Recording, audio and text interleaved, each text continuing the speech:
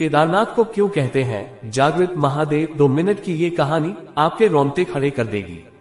एक बार एक शिव भक्त अपने गांव से केदारनाथ धाम की यात्रा पर निकला। पहले यातायात की सुविधाएं तो थी नहीं, वह पैदल ही निकल पड़ा। रास्ते में जो भी मिलता उससे केदारनाथ का मार्ग पूछ लेता। मन में भगवान शिव का ध्यान करता रहता। अब चलते चलते उसको महीनों बीत गए। आखिरकार एक दिन वह केदार धाम पहुंच ही गया। मित्रों, केदारनाथ धाम में मंदिर के कपाट 6 महीने खुलते हैं और 6 महीने बंद रहते हैं।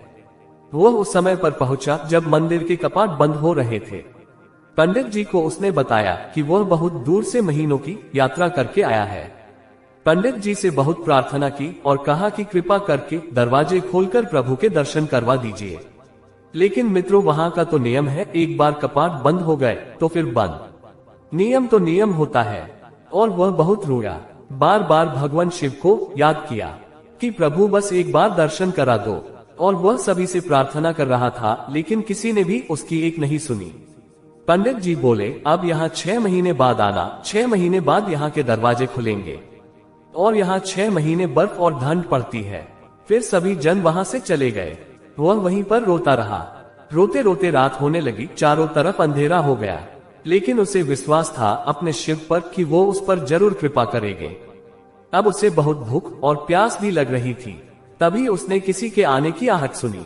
उसने देखा एक सन्यासी बाबा उसकी ओर आ रहा है। वह सन्यासी बाबा उसके पास आया और पास में बैठ गया। फिर सन्यासी बाबा ने पूछा, बेटा कहाँ से आए हो? तब उसने सन्यासी बाबा को सारा हाल सुना दिया और बोला, मेरा यहाँ पर आना व्यर्थ हो गया बाबा जी। फिर बाबा जी ने उसे समझाया और खाना भी दिया। और फिर बहुत देर तक बाबा उससे बातें करते रहे। तब बाबा जी को उस पर दया आ गई। वह बोले, बेटा मुझे लगता है सुबह मंदिर जरूर खुलेगा, तुम दर्शन जरूर करोगे। और फिर बातों बातों में इस भक्त को ना जाने कब नींद आ गई। सुबह सूर्य के मध्यम प्रकाश के साथ भक्त की आंख खुली।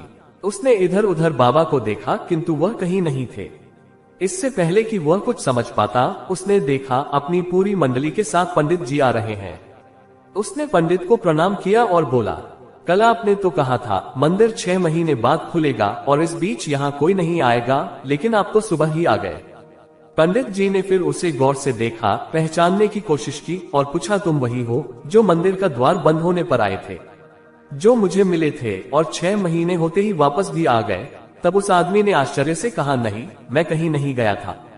कल ही तो आप मिले थे, रात में मैं यही सो गया था और मैं कहीं नहीं गया था। पंडित जी के आश्चर्य का ठिकाना नहीं था। पंडित जी ने कहा, लेकिन मैं तो 6 महीने पहले मंदिर बंद करके गया था और आज 6 महीने बाद आया हूँ। तुम 6 महीने तक यहाँ पर जिंदा कैसे रह सकते हो? पंडित जी और सारी मंडली हैरान थी। इतनी सर्दी में एक अकेला व्यक्ति कैसे 6 महीने तक जिंदा रह सकता है?